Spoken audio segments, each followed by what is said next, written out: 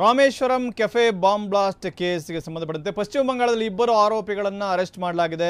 ಮುಸಾವಿರ್ ಶಾಜಿನ್ ಹುಸೇನ್ ಮತ್ತು ಮತೀನ್ ತಾಹಾ ಅರೆಸ್ಟ್ ಆಗಿದ್ದಾರೆ.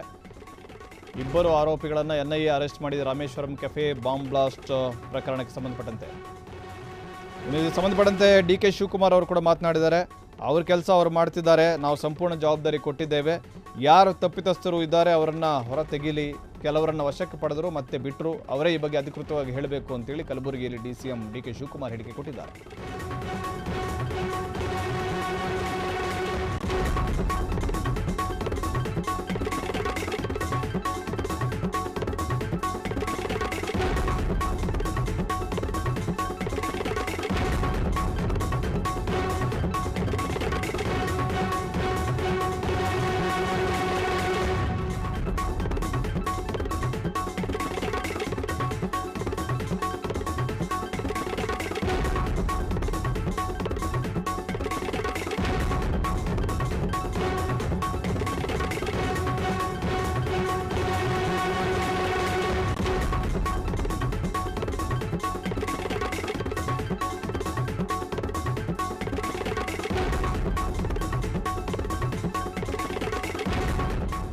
Rameswaram cafe bomb blast ಕೇಸಿಗೆ ಸಂಬಂಧಪಟ್ಟಂತೆ ಪಶ್ಚಿಮ ಬಂಗಾಳದ ಈಗಾಗಲೇ ಇಬ್ಬರು ಆರೋಪಿಗಳನ್ನು ಬಂಧಿಸಲಾಗಿದೆ. ಇದಕ್ಕೆ ಸಂಬಂಧಪಟ್ಟಂತೆ ಕಲಬುರಗಿಯಲ್ಲಿ ಡಿ.ಸಿ.ಎಂ ಡಿ.ಕೆ. ಶಿವಕುಮಾರ್ ರಿಯಾಕ್ಟ್ ಮಾಡಿದ್ದಾರೆ.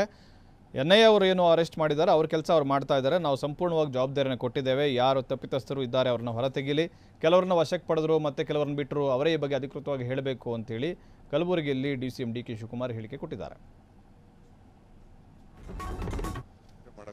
ಒಟ್ಟು ನಾನು ಇಬ್ಬರು ಆತ್ಮೀಯ ಸ್ನೇಹಿತರು. ಈಗ ಅವ್ರ ಡ್ಯೂಟಿ ಅವ್ರು ಮಾಡ್ತಾ ಇದ್ದಾರೆ, ನಾವು ಸಂಪೂರ್ಣವಾದಂತ ಜವಾಬ್ದಾರಿ ಕೊಟ್ಟಿದ್ದೀವಿ. ಯಾರು ತಪ್ಪಿಸ್ತಿದ್ದಾರೆ ಅವ್ರನ್ನ ಈಚೆಗೆ ತಗೊಂಡ್ ಬರ್ಲಿ.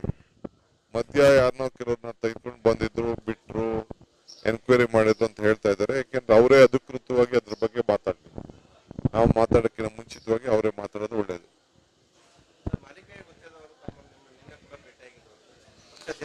ಹೌದು, ಅವರು ನಮ್ಮ ಹಿರಿಯ ಮೊದಲಿಂದನೂ ಕಾಂಗ್ರೆಸ್ಸಿಗರು, ನನಗೆ ಬಹಳ ಆತ್ಮೀಯರವರು.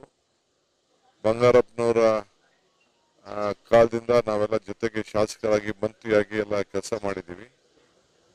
ಬಂದವರು ಅನೇಕ ವಿಚಾರಗಳನ್ನ ಚರ್ಚೆ ಮಾಡಿದ್ದೀವಿ.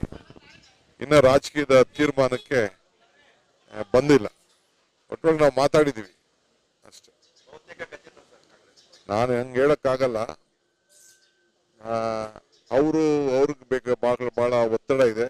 ಪಾಪ ಬಹಳ ಅನ್ಯಾಯ ಮಾಡಿದ್ದಾರೆ ಅವ್ರಿಗೆ. ಬಿಜೆಪಿಯವರು ಅವ್ರನ್ನ ನಡೆಸ್ಕೊಂಡಂತ ರೀತಿನೂ ಸರಿ ಇಲ್ಲ, ಅದೆಲ್ಲ ಅರಿವಿದೆ. ನಾನು ರಾಜಕೀಯದಲ್ಲಿ ನಾವೇನು ಮಾತಾಡಿದ್ದೀವಿ ನಾನು ಚರ್ಚೆ ಮಾಡಕ್ಕೆ